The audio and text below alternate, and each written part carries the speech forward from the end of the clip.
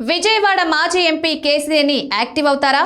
వైఎస్ఆర్ కాంగ్రెస్ పార్టీలో క్రియాశీలకంగా వ్యవహరిస్తారా? జగన్ సైతం గ్రీన్ సిగ్నల్ ఇచ్చారా? గత కొద్ది రోజులుగా ఈ వార్త వైరల్ అవుతోంది, హాట్ టాపిక్ గా మారింది. 2024 ఎన్నికల్లో వైసీపీ ఎంపీ అభ్యర్థిగా పోటీ చేసి ఓడిపోయారు కేసినేని నాని. ఫలితాలొచ్చిన 1-2 రోజులకే కీలక ప్రకటన చేశారు. రాజకీయాల నుంచి తప్పుకుంటున్నట్లు ప్రకటించారు. క్రమేపీ ఆయన వైఖరిలో మార్పు వస్తోంది. ఆ ప్రకటన చేసిన తర్వాత పార్లమెంట్ నియోజకవర్గ పరిధిలో ముమ్మర పర్యటనలు చేస్తున్నారు. తద్వారా తిరిగి ఎంట్రీ ఇస్తారని సంకేతాలు పంపిస్తూ వచ్చారు. అయితే మారిన రాజకీయ పరిస్థితుల నేపథ్యంలో వస్తున్న సంక్రాంతి తర్వాత యాక్టివ్ అవుతారని ప్రచారం జరుగుతోంది.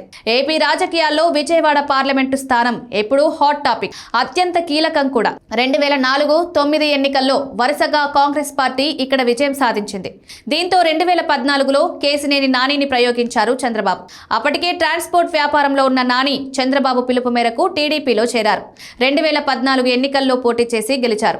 2019లో రెండోసారి పోటీ చేసి విజయం సాధించారు. కానీ రెండోసారి గెలిచిన తర్వాత కేసినేని నానికి వ్యతిరేకంగా ఆయన తమ్ముడు చిన్నిని ప్రోత్సహించింది టీడీపీ నాయకత్వం. దాన్ని తట్టుకోలేకపోయిన నాని వైఎస్ఆర్ కాంగ్రెస్ పార్టీలో చేరారు. ఆ పార్టీ అభ్యర్థిగా పోటీ చేసి ఓడిపోయారు. వైసీపీ ఆవిర్భావం నుంచి 3 ఎన్నికలు జరిగాయి. అయితే 3 ఎన్నికల్లోనూ విజయవాడ పార్లమెంట్ సీటు పరిధిలో ఓటమి ఎదురైంది.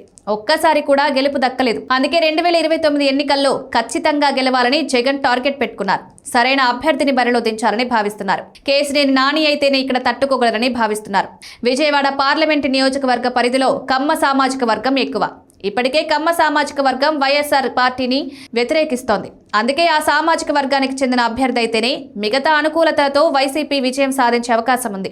ఆ సామాజిక వర్గానికి చెందిన కేసినేని నాని అయితే సరైన అభ్యర్థి అవుతారని జగన్ భావిస్తున్నట్లు సమాచారం. ఇటీవల జరిగిన పరిణామాలతో విజయవాడ పార్లమెంటు స్థానం పరిధిలో టీడీపీకి భారీ డ్యామేజ్ జరిగింది. ముఖ్యంగా టీడీపీ ఎమ్మెల్యేలు ఎంపీ కేసినేని చిన్నితో విభేదిస్తున్నారు.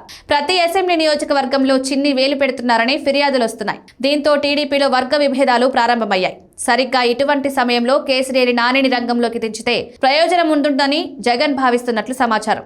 వస్తున్న సంక్రాంతి తర్వాత కేసినేని నాని వైసీపీలోకి రీ ఎంట్రీ ఇస్తారని ప్రచారం సాగుతోంది. మరి అందులో ఎంత వాస్తవం ఉందో చూడాలి.